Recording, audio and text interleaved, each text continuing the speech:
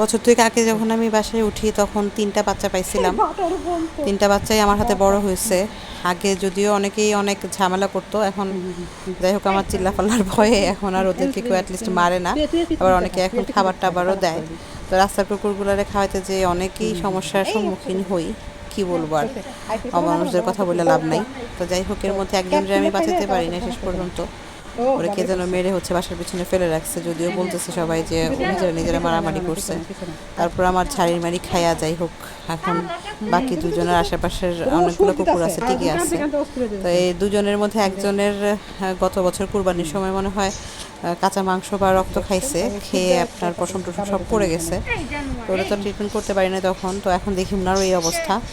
তো ডিওয়ার্মিং করাইছি, করায় ভ্যাটের সাথে কথা বলেই ওরে মেডিসিন দেওয়ার চেষ্টা করতেছি, দেখি কতটুকু ভালো করতে পারি। কারণ যেহেতু একটু ইনফেকশনের মতো হয়ে গেছে, তাই মুখে ওষুধ দিচ্ছি আর উপরে পভিসেপ দিয়ে তারপর নেভানল দিয়ে দিচ্ছি, দেখা যাক। এই যে আরেকজন, ওর পশম টসম পড়ে গেছে, ওর কেউ এখন খাবার দিতে চায় না, ও সারাক্ষণ আমার এখানেই থাকে।